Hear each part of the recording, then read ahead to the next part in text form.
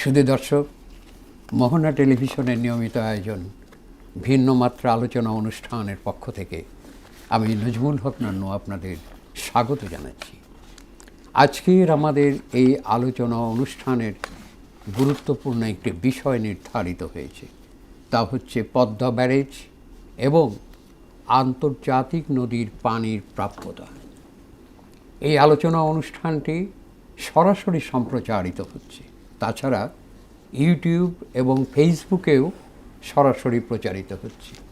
এছাড়া আগামীকাল সকাল 6:50 আপনারা এই আলোচনা অনুষ্ঠানটি মোহনা টেলিভিশনের নিজস্ব চ্যানেলে দেখতে পাবেন। আজকে এই গুরুত্বপূর্ণ বিষয়টির উপর আলোচনার জন্য আমরা দুজন বিশেষজ্ঞ অতিথিকে আমন্ত্রণ জানিয়েছি। প্রথমে তাদের সাথে আমরা পরিচিত হই। মুন্সি আব্দুল মান্নান, একজন সিনিয়র সাংবাদিক, আপনাকে স্বাগত আমাদের এই অনুষ্ঠানে। আসসালামু আলাইকুম। এরপরে মিজানুর হোসেন বুলবুল, তিনিও একজন সিনিয়র সাংবাদিক, আপনাদের দুজনকেই আমরা স্বাগত জানাই। আসসালামু আলাইকুম রাহমাতুল্লাহ। শুধু দর্শক, আমরা যে পদ্মা ব্যারেজ এবং আন্তর্জাতিক নদীর পানির প্রাপ্যতা সম্পর্কে এই বিষয়টি যে নির্ধারিত করেছি, তা হলো বাংলাদেশের মতো একটি ছোট দেশ, বাংলাদেশের মতো একটি জনবহুল দেশ, নদী নালা খাল বিল এবং এখানে কৃষক শ্রমিক মেহনতি মানুষের একটি দেশ, যাদের প্রকৃতির সাথে সংগ্রাম করে বেঁচে থাকতে হয়। পানি হচ্ছে প্রাণ, পানি ছাড়া কখনোই একটা দেশ বেঁচে থাকতে পারে না। যেমন বেঁচে থাকতে পারে না যদি মানুষের শরীরে রক্ত না থাকে। পানি ছাড়া দেশ মরুভূমিতে পরিণত হয়, তা আমরা মর্মে মর্মে বুঝতে পারছি। আমরা পদ্মা তীরের মানুষ, আমরা দেখেছি যে 20-30 বছর, 40-50 বছর আগে যেখানে পদ্মা ছিল সেখান থেকে অনেক দূরে সরে গেছে। আমি হার্ডিন ব্রিজের কথা বলছি। আমি এই পদ্মার তীরের মানুষ, ছোটোবেলায় যেখানে দেখেছি সেখানে আর পদ্মা নেই, ধুধু মরুভূমির মতো হয়ে গেছে। গোটা বাংলাদেশের যে ফসল উৎপাদন হয়, আমরা মাত্র তার 1/3 ফসল পাই, তাতেই আমাদের কোনো রকম চলে যায়। কিন্তু যদি পরিপূর্ণ পানি পেতাম, ফসলের উৎপাদন বেশি হতো এবং আমাদের অর্থনৈতিক অগ্রগতি হতো, একটা উন্নত সভ্যতা, একটি জনবসতি অনেক ভালোভাবে চলতে পারত। আমরা তো সেটাই চাই। আমাদের দাবি আন্তর্জাতিক নদীর পানির প্রাপ্যতা। আর সেই পানির প্রাপ্যতাকে যারা বন্ধ করেছে, ফারাক্কা ব্যারেজের মালিক, সে হলো একটি বৃহৎ রাষ্ট্র ভারত, আমাদের প্রতিবেশী রাষ্ট্র। আমরা তাদের কাছ থেকে আমরা চাই আন্তর্জাতিক আইনের প্রতি শ্রদ্ধা রেখে যেন আমাদের পানির প্রাপ্যতা তারা বুঝিয়ে দেন। কিন্তু এই ফারাক্কা নিয়ে কিন্তু অনেক চুক্তি হয়েছে, স্বল্প মেয়াদী চুক্তি, পরীক্ষা নিরীক্ষা হয়েছে, কিন্তু সমস্যা সমাধান হয়নি। বরং তিস্তা নদী এবং আরও বেশি তিস্তা প্রকল্পের প্রয়োজনীয়তা দেখা দিয়েছে। তবে তারেক রহমান, প্রধানমন্ত্রী তারেক রহমান সাহেব একটা ভালো সিদ্ধান্ত গ্রহণ করেছেন, পদ্মা ব্যারেজ, অর্থাৎ আমাদের পানিকে, আমাদের এখানে পানিকে সংরক্ষিত করতে হবে, রিজার্ভার পানিকে আমাদের ধরে রাখতে হবে, প্রয়োজনের সময় ব্যবহার করতে হবে। সামগ্রিক এই বিষয়টা ভারত কেন এটা করছে, কেন আন্তর্জাতিক আইনের প্রতি তারা শ্রদ্ধা রেখে আমাদের মতো ছোট দেশের প্রতি তারা এই ধরনের ব্যবহার করছে, এরকম আচরণ করছে, কারণটা কি একটু আপনি বিশ্লেষণে বলুন, মুন্সি আব্দুল মান্নান। ধন্যবাদ নানু ভাই। ধন্যবাদ। আপনি শুরুতেই যেটা বলেছেন সেটা হলো যে ভারত আমাদের প্রতিবেশী। আমাদের 54টি নদী, অভিন্ন নদী আছে, যার সঙ্গে যেটা ভারতে এবং বাংলাদেশে উভয় দেশ দিয়েই প্রবাহিত হয়েছে। তার মধ্যে গঙ্গা, পদ্মা, তিস্তা, অন্যান্য নদী আছে। দেখা গেছে যে ভারত একতরফাভাবে এই অভিন্ন নদীর পানি সরিয়ে নিচ্ছে, সরিয়ে নিয়ে তার বিদ্যুৎ উৎপাদন করছে কিংবা সেচ কাজে ব্যবহার করছে এই পানি। আর বাকির দেশ বাংলাদেশ শুকনোর সময় পানি বঞ্চিত হচ্ছে এবং এর বিরূপ প্রতিক্রিয়া আমাদের জনজীবন, অর্থনীতি, উৎপাদন, পরিবেশ, পানির স্তর সব কিছুর উপরে এর প্রভাব বিস্তার করছে এবং বিরূপ প্রভাব বিস্তার করছে। অর্থাৎ আমাদের সেচ ব্যবস্থা হচ্ছে না, হচ্ছে না, আমাদের পান করার পানি থাকছে না, এবং আমাদের পশু পাখি যা আছে তাদের যে খাদ্য সেটা উৎপাদন করতে পারছি না। আমরা করতে পারতেছি না। এবং সবচেয়ে বড় কথা হলো যে এই পানি সরিয়ে নেওয়ার কারণে আমাদের দেশের উত্তরাঞ্চল, যেটাকে বলি আমরা, জি, যেটাকে আমাদের শস্যের ভাণ্ডারও বলা হয়, সেইখানে আপনার মরুবিস্তার হচ্ছে ধীরে ধীরে। আর এই যে দক্ষিণ পশ্চিমাঞ্চল, এই অঞ্চলটাই জি, লবণাক্ততার বিস্তার ঘটছে। জি, এর মানে হলো যে আমাদের কৃষি উৎপাদন ব্যবস্থা ভবিষ্যতে একেবারে সম্পূর্ণ মানে নষ্ট হয়ে যাবে। এবং এর সাথেও প্রক্রিয়া আপনি প্রাকৃতিক পরিবেশের কথা ভাবুন, যে আমাদের পরিবেশ বিপর্যস্ত হচ্ছে, আমাদের রোগ শোক বেড়ে যাচ্ছে, কলেরা, টাইফয়েড, ম্যালেরিয়া, না অবশ্যই তারপরে এর প্রতিক্রিয়া তো স্কিন ডিজিজ, যেটা স্বাস্থ্যের আমরা উপরে বলি, পড়তেছে, ত্বকের স্বাস্থ্যের যে উপরে অসুখ, পড়ছে। হ্যাঁ, কিডনির অসুখ, আমাদের হার্টের অসুখ। কারণ পানি না থাকলে বিরূপ প্রতিক্রিয়ার সৃষ্টি হয়, পরিবেশটা তো দূষিত হয়ে যাচ্ছে। এবং আপনি লক্ষ্য করবেন যে আমাদের উৎপাদনের জন্য, কৃষি জি, উৎপাদনের জন্য পানি প্রয়োজন নাই, জি, জি, শিল্পের উৎপাদনের জন্য প্রয়োজন পানি, জি। এবং মিঠা পানির প্রয়োজন। এবং আপনি একটা তথ্য দেই, আমাদের যে 24,000 কিলোমিটার নদীপথ হ্রাস পেয়ে কিন্তু 3,800 কিলোমিটার, হ্যাঁ, মানে 4,000 মতো 4,000-এর মধ্যে, শুকনো এটা মৌসুমে কল্পনা পাওয়া যায়। করা যায় না, কল্পনা- এটা অকল্পনীয়। কল্পনা। আর আমাদের এখানে আরও একটা জিনিস হলো কি জানেন, যে আমাদের যে পানি গঙ্গা, ব্রহ্মপুত্র এবং মেঘনা, যমুনা সব কিছু পানি মিলিয়ে 93% কিন্তু ভারত, নেপাল, ভুটান তাদের কাছে চলে যায়, আর মাত্র 7% পানি আমরা পাই। সুতরাং এর মধ্যে দিয়েই আমাদের বেঁচে থাকা বড় কঠিন। আপনি 54টা নদীর কথা বললেন, আপনি এটা যে ফারাক্কা যে ব্যারেজ, তারা যে ফারাক্কা বাঁধ দিয়েছে, এই বাঁধের ফলে বিগত 70-80 বছরে বাংলাদেশে যে বিরূপ প্রক্রিয়া হয়েছে সে থেকেই আমাদের প্রমাণ হয়ে গেছে আমাদের এটা প্রয়োজন। তিস্তা একটা, ওখানেও আবার আরেকটা সমস্যা, সব মিলিয়ে এই জটিল সমস্যার আবর্তে আমরা যাচ্ছি। আপনি বলুন আর একটু। না, সেটা হলো যে মৌলানা আব্দুল হামিদ খান ভাসানী ফারাক্কা বাঁধকে মরণ ফাঁদ, বাংলাদেশের মরণ ফাঁদ বলে অভিহিত করছেন তিনি, এবং বলছেন যে পানি ছাড়া জীবন বাঁচে না, আর আমাদের পানি আটকে দিয়ে একটা মরণের ফাঁদ তৈরি করেছে ভারত, এরকম কথা তিনি বলছিলেন 76 সালে, যখন তিনি এই যে ফারাক্কা লং মার্চের আয়োজন করেছেন। ধন্যবাদ আপনাকে, পরে আবার আসবো। আমি এখন মিজানুর হোসেন বুলবুল, আপনি বলুন যে আজকে আমাদের তো আন্তর্জাতিক আইনের একটা যে আন্তর্জাতিক আইনের ধারা অনুযায়ী আমরা পানি চাচ্ছি, আমরা অন্যায় কিছু চাচ্ছি না। তাহলে ভারত আজকে এই অবন্ধুসুলভ আচরণ একটা ছোট প্রতিবেশী দেশের সাথে কেন করছে? আমরা তো মনে করি যে সকলের সাথেই আমাদের বন্ধুত্ব হওয়া উচিত। আপনি কি মনে করছেন যে আজকে কেন তারা পানির ব্যাপারে আমাদেরকে বঞ্চিত করতে চায়? আপনি বলুন আপনার এই প্রসঙ্গে। ধন্যবাদ। পদ্মা ব্যারেজের নিয়ে আমি প্রথমে একটু বলি। জি জি, নিশ্চয়ই বলবেন। 1961 সালে থেকে শুরু করে 1975 সাল সময় পর্যন্ত, এই সময়ের মধ্যেই তারা ফারাক্কা বাঁধটা নির্মাণ করে, এবং 1975 সালের 21শে এপ্রিল মাত্র 41 দিনের জন্য একটা পরীক্ষামূলকভাবেই একটা অনুমতি প্রাপ্ত হয় যে আমরা এটা পরীক্ষামূলকভাবে এটা চালু করব। তো সেই পরীক্ষা আজও বন্ধ হয়নি, সেই পরীক্ষা চলছে। ফারাক্কা যে 41 দিনের জন্য উন্মুক্ত করলো সেটা কিন্তু চলছে, এবং এইটার প্রেক্ষিতে ফারাক্কা থেকে তারা 40,000 কিউসেক পানি, এর আগে একটু বলতে হয় যে ফারাক্কাটা কোথায় অবস্থিত, এগুলো আলোচনা হয়ে গেছে, যেটা আপনি পদ্মা ব্যারেজের কথা হ্যাঁ। তো বলছিলেন, এইটা সেই ফারাক্কার ওখান থেকেই নতুন করে পদ্মা নাম নিয়ে ভাগীরথী আমাদের রাজশাহী দিয়ে বাংলাদেশে ঢুকছে, এবং গত প্রায় 50 বছরে যে আমাদের পানির প্রভাব তো একেবারে জিরো হয়ে গেছে, এবং আমাদের পদ্মার সাথে বেষ্টিত যে 10টা নদী, সবকটা নদী মরে গেছে।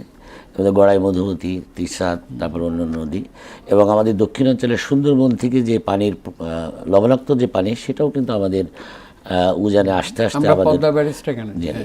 তো এখন পদ্মা ব্যারেজ দেওয়ার প্রেক্ষিতে এটা হচ্ছে বাংলাদেশ সরকারের সবচেয়ে উল্লেখযোগ্য এবং অত্যন্ত গ্রহণযোগ্য, অত্যন্ত প্রয়োজনীয় একটা কাজ, মেগা প্রজেক্ট, যেটা দেশের সরাসরি 37% মানুষ এবং 37% ভূখণ্ড এই পদ্মা ব্যারেজের প্রেক্ষিতে উপকৃত হবে। কিভাবে?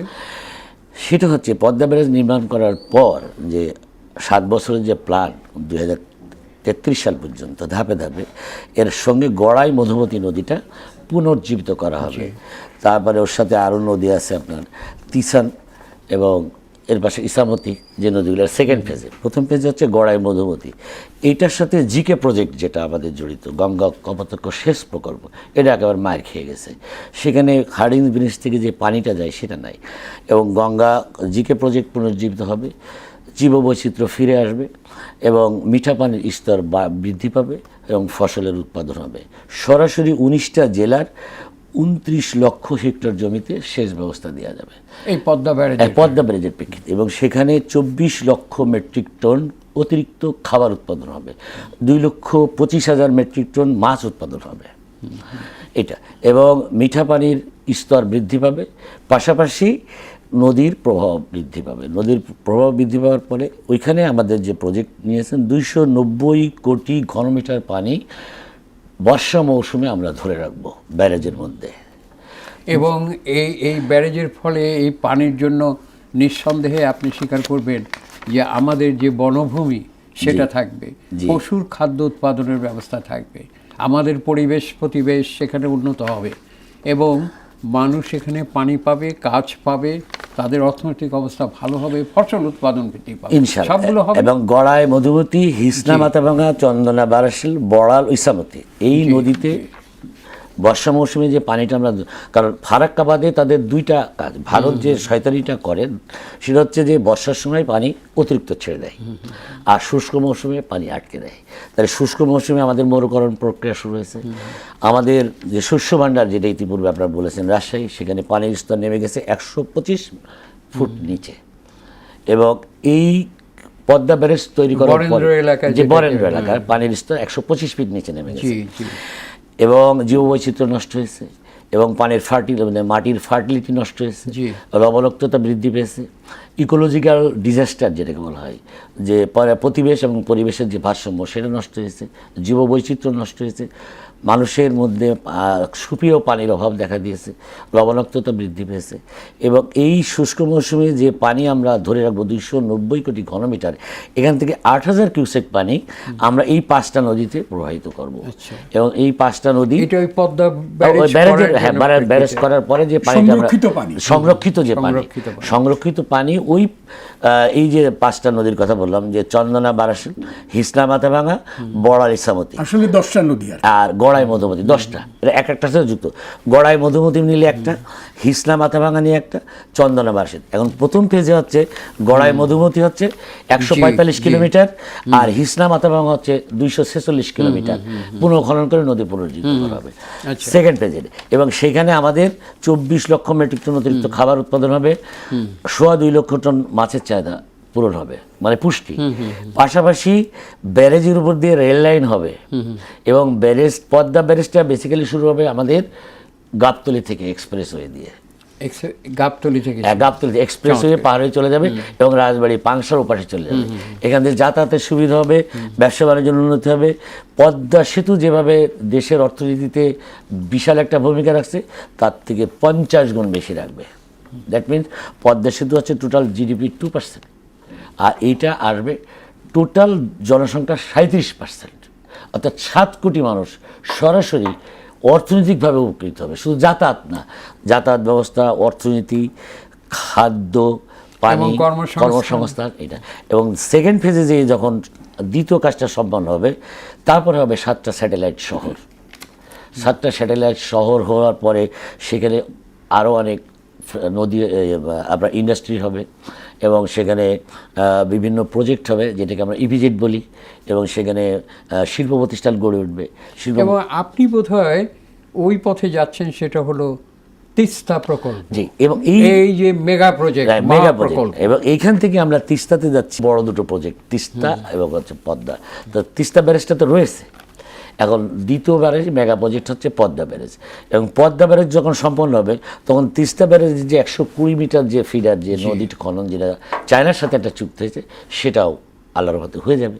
বলে তিস্তা পাড়ের মানুষ হচ্ছে ওখানে হচ্ছে 17%, তিস্তা ব্যারেজে উপকৃত হবে 17%, পদ্মা ব্যারেজে 37%। না না, চায়নার সাথে চুক্তি হয়েছে, এটাকে স্থগিত রেখে তিস্তা ব্যারেজে কি হবে সেটা বলে। এবং ওই ব্যারেজের প্রেক্ষিতে যে নদী, ওখানেও কিন্তু পানি রিজার্ভ হবে ওই 120 কিলোমিটার। যখন এটার থেকে ওইটা একটু ছোট প্রকল্প, কিন্তু দুইটাই মেগা, আর দুইটা মেগা প্রজেক্ট যখন কমপ্লিট হবে এই সরকারের আমলে, এই সরকার তখন অমরত্ব লাভ করবে ইনশাআল্লাহ।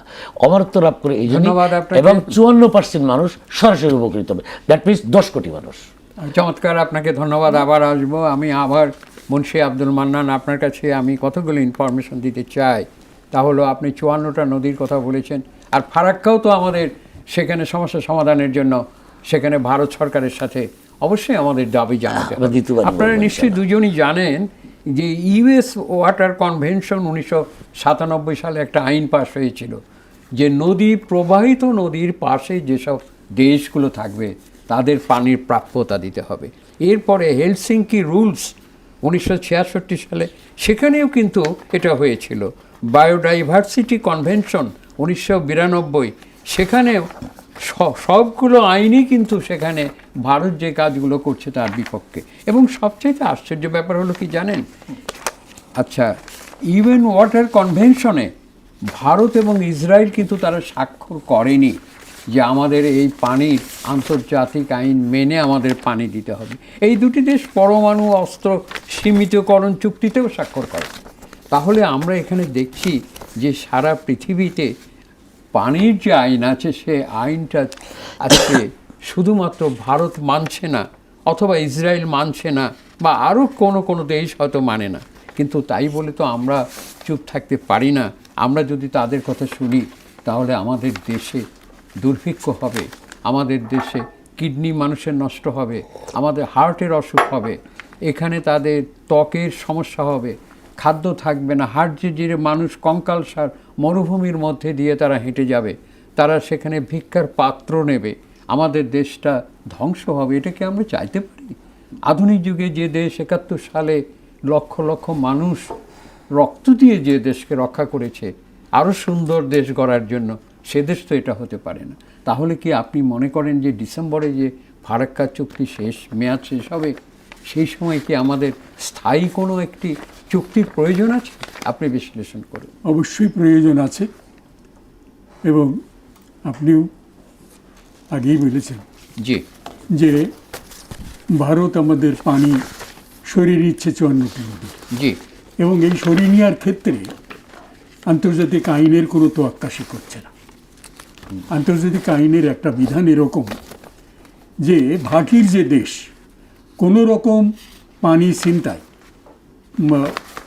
তারপরে উজানের কোনো বাঁধ নির্মাণ বা কোনো গ্রোয়েন নির্মাণ, কোনো প্রতিবন্ধক নির্মাণ ইত্যাদি করতে হলে ভাটির যে দেশ তার সাথে পরামর্শ করতে, তাদের অনুমোদন নিয়ে করতে হবে। তাদের অনুমোদনের বাইরে গিয়ে করা যাবে না, এটা আইনে বলছে। কিন্তু ভারত, ওই যে আপনি বললেন যে সে আন্তর্জাতিক নদী আইনে সম্মতি দেয় নাই, মানে এই কাজগুলো করার জন্যই সে সম্মতি দেয় নাই, যে ইচ্ছামতোভাবে সে আন্তর্জাতিক আইন লঙ্ঘন করে পানি বেপরোয়া প্রত্যাহার করে নেবে। এবং বাস্তবে এটা হলো যে পানির অস্ত্র, পানিকে অস্ত্র হিসাবে বাংলাদেশের বিরুদ্ধে ভারত ব্যবহার, মানে এটাকে রাজনৈতিক আপনাকে ধন্যবাদ, আবার আসবো। আচ্ছা মিস্টার বুলবুল, আপনি বলুন যে আজকে আমাদের এই পানির এই বিষয়টি, তিস্তা মহাপরিকল্পনা একটা আছে, আপনি নিজের আলোচনায় বলেছিলেন, ফারাক্কা আছে, জি, তারপর পদ্মা ব্যারেজ আছে। আচ্ছা, সব কিছু মিলিয়ে যদি ভারত আজকে আন্তর্জাতিক আইন মেনে নেয়, তাহলে আমরা আমাদের পানির প্রাপ্যতা সম্পর্কে একটা সুনিশ্চিত ভবিষ্যৎকে আমরা নিশ্চয়ই দেখতে পারি, এবং আমরা একটা সুখী সুন্দর দেশ গঠন হতে। এটা তো মনে করেন আপনি? আরও কিছু তথ্য থাকলে বলুন। অনেক সুন্দর একটা প্রশ্ন করেছেন, অত্যন্ত গুরুত্বপূর্ণ। এখানে ভারতের সাথে যখন আমরা একটু পিছনে যাই, যখন দেশ স্বাধীন, যখন পাকিস্তান 1950 সাল থেকে যখন ফারাক্কা নিয়ে কাজ শুরু করে ইন্ডিয়ান গভর্নমেন্ট, তখন থেকেই কিন্তু পাকিস্তানের সাথে দর কষাকষি শুরু হয়। এবং 1961 বা 62 সালে এসে ফারাক্কা পাকিস্তান গভর্নমেন্ট ভারতকে চাপ দিয়ে জাতিসংঘের মধ্যস্থতায় সিন্ধু নদের পানির একটা চুক্তি করে, এবং সেইখানে দুই পক্ষের মধ্যস্থতা ছিল জাতিসংঘ, এবং তারা সমবন্টন করেছে। এবং পাকিস্তান কিন্তু মানে গড়িমসি করেছে, উপরে উপরে ফারাক্কা করেছে, কিন্তু তাদের উদ্দেশ্য তারা সফল করে দিয়েছে। 1977 সালে শহীদ প্রেসিডেন্ট জিয়াউর রহমান সাহেব প্রথম যে চুক্তিটা করেন 5 বছরের জন্য, সেখানে একটা গ্যারান্টি ক্লজ ছিল যে বাংলাদেশ কত কিউসেক পানি পাবে, ইন্ডিয়া কত কিউসেক পাবে, এবং নদীর প্রবাহ চলমান রাখার জন্য এটা কত কিউসেক থাকবে। আমার মনে হয় তখন প্রধানমন্ত্রী ছিলেন মোরারজি দেশাই, রাইট। এবং জগজীবন রাম ছিলেন প্রতিরক্ষা মন্ত্রী, জি। এবং উনি বাংলাদেশ সফর করেছিলেন, জি। এবং তখন এমএইস খান ছিলেন, বিএম আব্বাস এটি, আমজাদ হোসেন, জি। মুস্তাফিজুর রহমান, জি। তারপরে মিস্টার সিদ্দিকী, এইসব পানি বিশেষজ্ঞরা ছিলেন। জি। এবং তখন বোধ হয় যে আপনার যৌথ নদী কমিশন গঠন করার একটা আপনার উদ্যোগ নেওয়া হয়েছে, জি, যৌথ নদী- এবং জিয়াউর রহমানের সময় সেখানে একটা প্রাথমিক চুক্তি হয়েছে, এবং নয়াদিল্লিতে যে এইটাকে কিন্তু বিএম আব্বাস এটি যাবার পরে চুক্তি হয়েছে। ভালো কথা বলেছেন 77 সালে। এবং এটাও সত্য যে ম্যাডাম বেগম খালেদা জিয়া যখন প্রধানমন্ত্রী হয়, এইটা আবার কিন্তু জাতিসংঘেও কিন্তু প্রশ্নটা এসেছিল, জি। তারপর একটা চুক্তি। এবং ওই পালি চুক্তিটা 1982 সাল পর্যন্ত বহাল ছিল, জি। কিন্তু এবং দেবগৌড়া যখন প্রধানমন্ত্রী ছিলেন, জি। তখনও কিন্তু পানি চুক্তি হয়েছিল। কিন্তু এই এরশাদ সরকারের সময় 10 বছর কোনো চুক্তি ছিল না। এই 10 বছরেই কিন্তু আমাদের নদীগুলোকে ভারত শেষ করে দিয়েছে। ম্যাডাম খালেদা জিয়া 1991 সালে আসার পরে পুনরায় 1977 থেকে 82-র মধ্যে যে 5 বছরের চুক্তি ছিল, সেটা নিয়ে উনি জাতিসংঘ কথা বলেছেন এবং ভারতকে চাপ দিয়েছেন, এবং তখন আমরা আবার পানি পেয়েছি, কিন্তু চুক্তি করেনি ভারত। 1996 সালে এসে ফ্যাসিস্ট শেখ হাসিনার সরকার তখন চুক্তিটা করে 30 বছরের জন্য, যে চুক্তির মেয়াদ এই 26শে ডিসেম্বরে শেষ হবে। পদ্মা ব্যারেজ এমন একটা টাইমে শুরু হয়েছে, এই ব্যারেজের কাজ শুরু হওয়া মানে ভারতের উপরে একটা আপনি কিন্তু একটা জিনিস প্রচণ্ড বললেন, চাপ। যে চুক্তিটা আপনি বললেন যে আওয়ামী লীগ সরকারের আমলে হয়েছিল, সেই চুক্তিতে কিন্তু পানির প্রাপ্যতা নেই, গ্যারান্টি ক্লজ নেই, গ্যারান্টি ক্লজ কিচ্ছু নেই। এই কথা তো বলছেন না, গ্যারান্টি ক্লজ নেই, কিছু নেই, এবং পানি যা দেওয়ার কথা তা এবং দিচ্ছে পানি না। সেটা দিচ্ছে না, যার ফলে আমাদের মরুকরণ শুরু মরুকরণ হয়েছে। তো আপনি সেই কথাগুলো বলতে হবে তো আপনাকে। হ্যাঁ, তৃতীয় বলুন। পক্ষের মধ্যস্থতার একটা বিষয় ছিল এবং জিয়াউর রহমানের যে 77 সালের পানি চুক্তি, সেখানে পানির পরিমাণ আমাদের বেশি ছিল ভারতের থেকে, গ্যারান্টি ক্লজ ছিল, আর মধ্যস্থতা বিষয়টা ছিল। কিন্তু 96 সালে যে চুক্তি হলো, সেই গ্যারান্টি ক্লজ থাকলো না, পানি আমরা কম পেলাম, এবং এই যে মধ্যস্থতার একটা ব্যবস্থা ছিল, সেই ব্যবস্থাটাও উঠে গেল। ফলে দেখা গেল যে আমাদের কোনো ব্যাপারেই আর পানির জন্য আমরা ভারতের কাছে আমরা তো কোনো গত চাপ 30 সৃষ্টি বছরে তো করতে আমাদের পারলাম না। প্রয়োজনীয় পানি এখন আমাদের পদ্মা ব্যারেজ হওয়া মানে হচ্ছে ভারতের উপরে প্রচন্ড একটা চাপ, কারণ বর্ষা মৌসুমে যখন পানি থাকবে।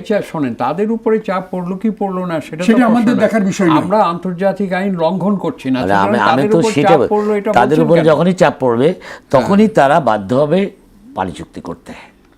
না, ওইটা বলেন এবং না, ওইটা guarantee কোনো কথা clause- না, এই কাজ করব, চাপ পড়বে, পানি চুক্তি না, করবে, আমাদের- ওইটা বাদ দেন। আমাদের- আপনি বলুন যে আমি ব্যারিস্টার করছি আন্তর্জাতিক আইন মেনে এবং আমার দেশকে রক্ষা করার জন্য, আর ফারাক্কা যেটা আছে, ফারাক্কা বাঁধের দেবার ফলে যে আমার পানির প্রাপ্যতা সেটা ভারতকে দিতে হবে, সেটাও আন্তর্জাতিক আইন মেনে। আমরা তো সেটা সেটাই আলাদা বলছি। প্রশ্ন। চাপ পড়বে তারপর দেবে, এটা বলেন কেন? জি, এবং এটা আমাদের পানির প্রয়োজনেই আমরা কিন্তু হ্যাঁ। পদ্মা ব্যারেজ করতেছি। আমরা চাপ টাপ কাকেও দেই না, হ্যাঁ, আমরা সকলের বন্ধুত্বের হাত প্রসারিত করে রেখেছি। আপনার কূটনৈতিক এখানে হচ্ছে যে আপনার তৃতীয় পক্ষ হিসেবে নেপালকে অন্তর্ভুক্ত করার অঙ্গীকার ছিল 1977 সালে, সেটা কিন্তু করেনি। আচ্ছা, এখন প্রশ্ন হলো যে আমরা আশা করি যে এই চুক্তি হোক এবং উভয় দেশ আমরা সকলে একটা বন্ধুত্বপূর্ণ অবস্থার মধ্যে দিয়ে আমরা বাস করতে চাই, এইটাই হলো আমাদের কর্তব্য। আমাদের পানির প্রাপ্যতা দরকার।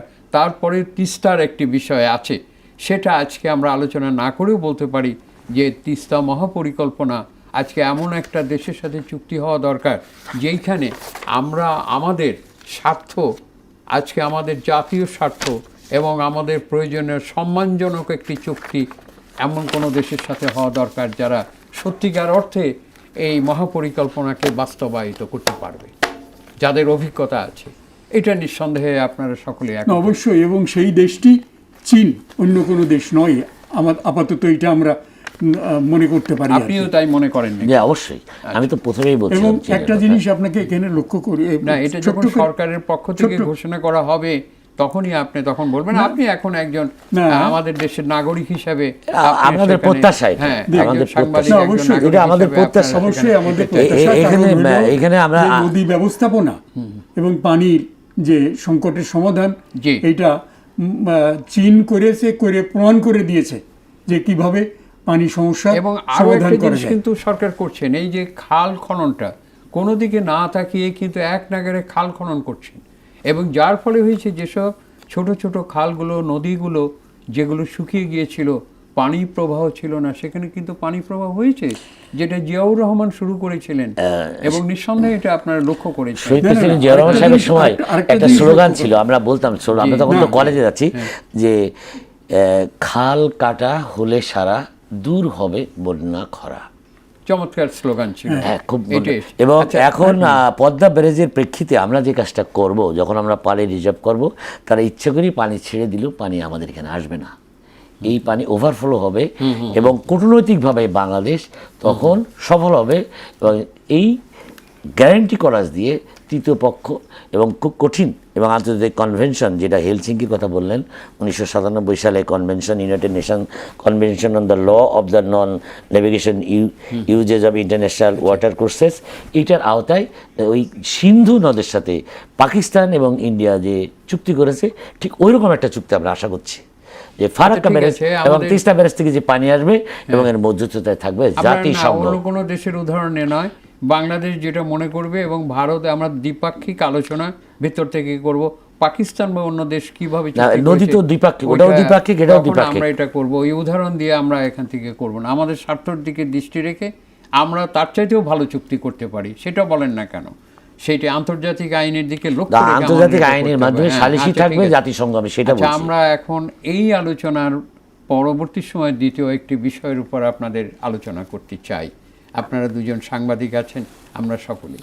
সেটা হলো যে সাম্প্রতিককালে প্রধানমন্ত্রী তারেক রহমানের কাছে, সেখানে আমাদের দেশের, আপনি নিশ্চয়ই জানেন যে যে সম্পাদক পরিষদ এবং তাদের নেতা মাহফুজ আনাম এবং প্রথম আলোর বোধহয় মতিউর রহমান এবং আনুষঙ্গিক অন্য নেতারাও ছিলেন, তারা একটা অভিযোগ করেছেন যে সাংবাদিকদের 284 অথবা 82, একটা বড় সংখ্যক সাংবাদিকদের সেখানে আটক করা হয়েছে, মামলা করা হয়েছে 282। এই বিষয়টি রীতিমতোভাবে আমাদের খুব কষ্ট পেয়েছি আমরা। এইসব 282টা সাংবাদিকদের এইরকম মামলা দেওয়া হবে, আটক করা হবে, তাহলে নিশ্চয় এরা তো এমন কোনো কিছু অপরাধ করেছে কি না, সেটাও নিশ্চয়ই তাদের দৃষ্টিতে কোনো অপরাধ করেনি, বা তাদের কোনো দোষ নেই, অথবা তাদের কোনো অভিযোগ নেই, এরকম কোনো কিছু কি যে তাদেরকে ছেড়ে দেওয়ার ব্যাপারে আপনাদের কি ধারণা? মোটেই তা নয়, এবং তাদের বিরুদ্ধে হত্যা এবং না, সহিংসতা, 282 জনের বিরুদ্ধেই কি আপনার অভিযোগ আছে? না, সহিংসতা এবং হত্যাকাণ্ড, এই দুইটা ধারায় তাদেরকে অভিযুক্ত করা হয়েছে। হ্যাঁ, এবং তার মধ্যে 94 জনের বিরুদ্ধে আছে হত্যা মামলা। তো হত্যা এবং সহিংসতার সাথে যারা জড়িত, তারা তাদের বিরুদ্ধেই এই আইনটা হয়েছে। বাংলাদেশে হাজার হাজার সাংবাদিক আছে, তাদের সবার বিরুদ্ধে তো আর মামলা হয়নি।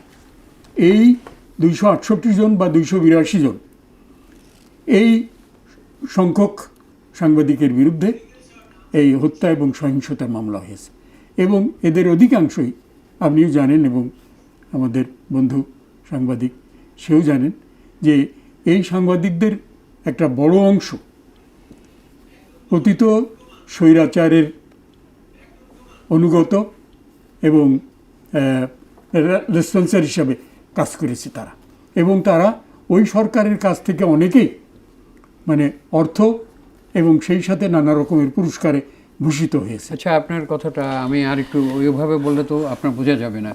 পুরস্কারে ভূষিত হয়েছে বলে তো তা অপরাধী বলতে পারবো আপনার জানান। আমি ওনার সাথে কথা বলি, তারপরে আপনার সাথে শুনুন। আপনার যতগুলো সাংবাদিকদের বিরুদ্ধে অভিযোগ করা হয়েছে তারা তো সকলেই আর হত্যাকাণ্ড করতে যায়নি। হত্যা করতে গিয়েছে যে হত্যার আপনি দিলেন। আর না, না, হত্যা তো করবে না, হত্যা সহিংসতা তো আলাদা জিনিস। আচ্ছা, একটা জিনিস হলো কি জানেন, আইনের ভাষায়, যেহেতু আমি নিজে একজন আইনজীবী হিসেবে আমি সুদীর্ঘকাল, প্রায় 50 বছর মতো হবে, আমি যেটা জানি যে হত্যা করা যেমন অপরাধ, হত্যার উস্কানি দেওয়া অপরাধ, এবং সেখানে মানুষকে আইন শৃঙ্খলাকে ভঙ্গ করার জন্য উস্কানি দেওয়া বা অপরকে ক্ষতি করা, প্রত্যক্ষ এবং পরোক্ষভাবে যদি কোনো অপরাধ করা হয় তিনিও অপরাধী হন। তিনি হয়তো হত্যাকাণ্ড থেকে দূরে থাকতে পারেন, কিন্তু কলকাঠিটা তিনিই নাড়ছেন। তার সেখান থেকে ইন্ধনে, তার উস্কানিতে, তার অর্ডারে, তার নির্দেশে এবং তার ষড়যন্ত্রে একজনকে হত্যা করা হচ্ছে, একাধিক ব্যক্তিকে হত্যা করা হচ্ছে, অথবা আগুন জ্বালানো হচ্ছে, অথবা সেখানে আইন ভঙ্গ করা হচ্ছে, অথবা কোনো মানুষকে ক্ষতি করা হচ্ছে, অথবা কোনো মানুষকে আর্থিক ক্ষতি করা হচ্ছে, সব কিছু অপরাধের মধ্যে পড়ে। সুতরাং আপনাকে বলতে হলে যে যদি সাংবাদিকরা সেরকম ছিল কি না, আমি তো নিজে পত্রিকায় দেখেছি যে একজন সাংবাদিক সে 1050 কোটি টাকা তার অ্যাকাউন্টে আছে, কই সেটার ব্যাপারে তো কোনো মামলা হয়েছে কি? আবার একজন সাংবাদিক হঠাৎ ওই যে কোথায় যেন কারওয়ান বাজারে নাকি পত্রিকায় দেখলাম যে অ্যারেস্ট করার সাথে সাথে নাকি উনি হঠাৎ অজ্ঞান হয়ে হাত পা ছোঁড়া শুরু করলেন। তখন অনেকের ধারণা যে উনি মারা যেতে পারেন। তো তার হিসাবে 135 কোটি টাকা পাওয়া গেল, কিন্তু তিনি তো ছাড়া পেলেন। কই এসব কথা তো আপনারা বলছেন না। এই রহস্যগুলো কোথায় লুকিয়ে আছে? এটা কি মাহফুজ আনাম সাহেব কি এটা আপনার কাছে দুজনে, আপনার কাছেও প্রশ্ন করি যে মাহফুজ আনাম সাহেব এই যে জায়দিনের যে শফিক রহমান ছিল, তাকে যে অ্যারেস্ট হয়েছিল, তার প্রতি যে নির্যাতন হয়েছিল, তখন কি উনি কিছু বলেছিলেন? অথবা মাহমুদুর রহমান সাহেব, তার পত্রিকা বন্ধ করা হয়েছিল, কিছু বলেছিলেন তখন? আমরা তো জানি যে বাংলাদেশ স্বাধীন হওয়ার পরে মুসলিম জননেতা মৌলানা ভাসানীর জায়দিন পত্রিকা বন্ধ করে দেওয়া হয়েছিল। স্পোকসম্যান একটা মতিঝিল থেকে বেরোতে ফাইজুর রহমান এডিটর ছিলেন, মুখপাত্র, যেটা বন্ধ হয়ে গিয়েছিল। এমনকি জাসদের যে গণকণ্ঠই তো, যেখানে আল মাহমুদ, উনি তো জেলেও ছিলেন। এইরকম ধরনের কত কি হয়েছে। এবং এইখানে তো ওই যে একটা চ্যানেল 1 একটা বোধহয় একটা চ্যানেল ছিল, সেটাও বন্ধ করে দেওয়া, ইসলামী চ্যানেল বন্ধ। তখন কি মাহফুজ আনাম সাহেবরা কিছু বলেছিলেন? বলুন তো আপনি।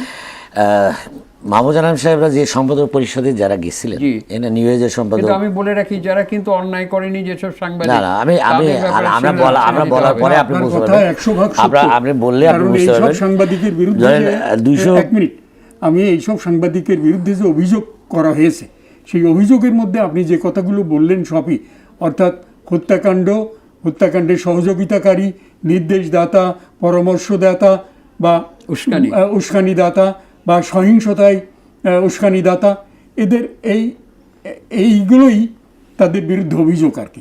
এই অভিযোগের ভিত্তিতে তাদের এটা দিয়ে আছে। আর যেটা বললাম আমি, সেটা হলো যে অর্থনৈতিক কেলেঙ্কারি করেছে, হয়েছে না, সেইটাই তো পুরস্কার।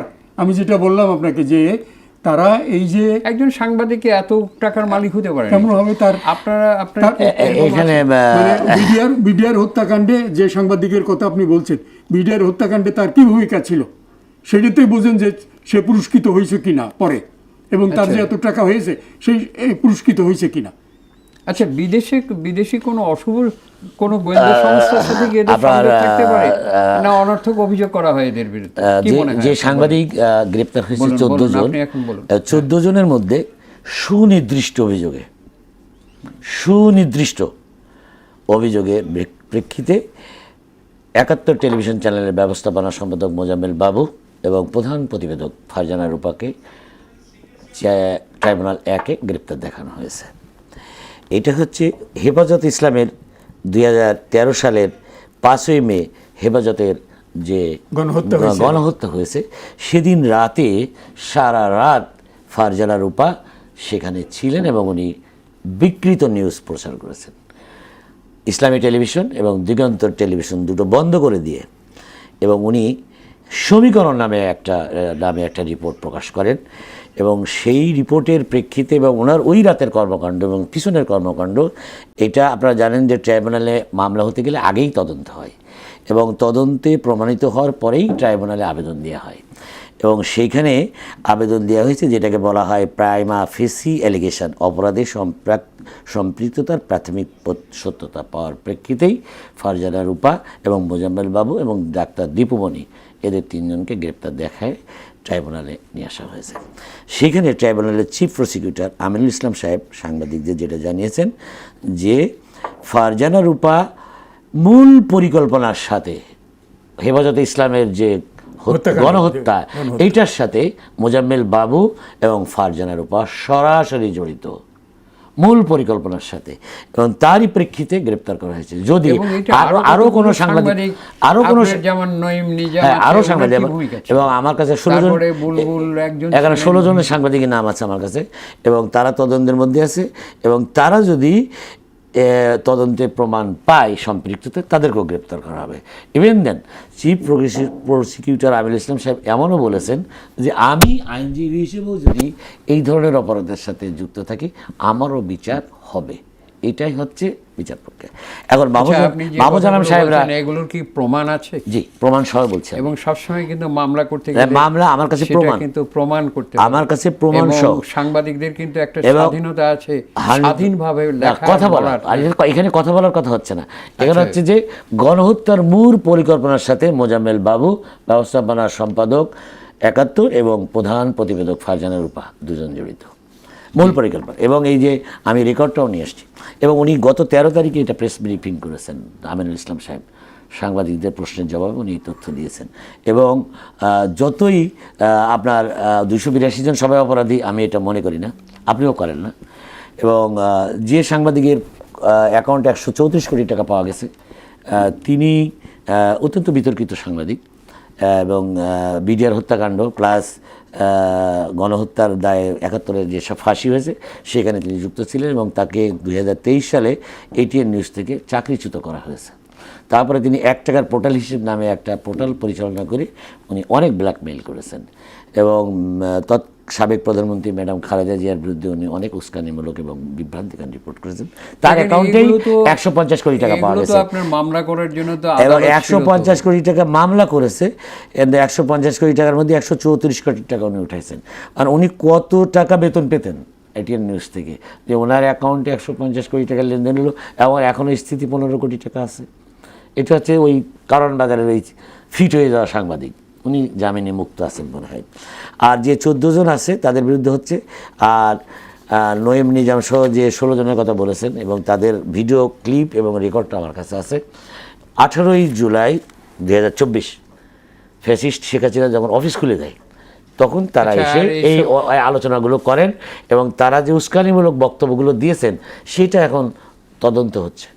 আচ্ছা শুনুন, এটা যদি তদন্তে যদি প্রমাণিত হয় কেউ দোষী, সেটা আদালত তার আগে কাকেও দোষী সাব্যস্ত করে তাদের সম্পর্কে এত সমালোচনা, এবং দুইটা জিনিস, তাকে নির্দোষও কিন্তু আছে তাদেরকে কিন্তু আমরা কিন্তু আপনার জামিন দেওয়া উচিত তাদেরকে। আমরা কিন্তু সব গ্রেপ্তারের পক্ষে বলছি না, আমরা বলছি যে যাদেরকে সুনির্দিষ্ট অভিযোগে এখন ট্রাইব্যুনালে আনা হয়েছে আমরা সেই 2 জনের কথা বলেছি, আর বাকিদের বিরুদ্ধে তদন্ত হচ্ছে। আমরা চাই তারা মুক্ত হয়ে যায়, নির্দোষ হবে। আচ্ছা, আমাদের হাতে এখন আর সময় নেই। আপনারা দুজন আজকে এসছেন, 2টি বিষয় নিয়ে কথা বললাম। আমাদের জাতীয় সমস্যা হলো পানি, সেই বিষয়ে আপনারা অত্যন্ত চমৎকার আলোচনা করেছেন। আমরা চাই শান্তিপূর্ণভাবে আজকে যে পার্শ্ববর্তী দেশ ভারত, তাদের সাথে আমাদের একটা চুক্তি হোক, আমাদের যাতে পানির ন্যায্য প্রাপ্যতা আজকে যেটা ছিল এই পানির প্রাপ্যতা যেন আমরা পাই। আর সাংবাদিকদের সম্পর্কে বলা হলো যে সংবাদপত্রের স্বাধীনতা, কথা বলার স্বাধীনতা, এগুলো যে কোনো গণতান্ত্রিক সরকার অবশ্যই সেখানে মেনে নেবে বলে আশা করি। আর যেসব সাংবাদিক অন্যায় করেনি, যাদের কোনো দোষ নেই, যারা কিছুই করেনি, তারা তাদের পেশাগত দায়িত্ব পালন করেছে, তাদের উপর যেন কোনো রকম অন্যায় আচরণ না করা হয়। নিশ্চয়ই আপনারা, অবশ্যই আমরা তো সেটা বলছি, এবং আমরা তো চাই না, আমরা কখনোই এটা চাই না, এবং এটা আপনারা বিশ্বাস করবেন। আজকে আপনাদের দুজনকেই ধন্যবাদ। তবে একটি কথা হলো এই যে আমাদের আজকে এই সাংবাদিক যে আজকে বুলবুল সাহেব কিছুদিন আগে তার স্ত্রী সেখানে ইন্তেকাল করেছেন, আমরা আজকে এই অনুষ্ঠানে আপনি নিশ্চয়ই বেদনার্থ, আমরাও বেদনার্থ, আমরা তার আত্মার মাগফিরাত কামনা করছি। এটা অবশ্যই আমাদের কর্তব্য। আজকে আপনাকে সমবেদনা জানাই, আপনার পরিবারের সন্তান সন্ততি সকলকে। আমরা তার মাগফিরাত কামনা করছি। শুধু দর্শক, আমিন। আমাদের আলোচনা অনুষ্ঠান এখানেই শেষ হলো। আবার আপনাদের সাথে দেখা হবে। শুভরাত্রি।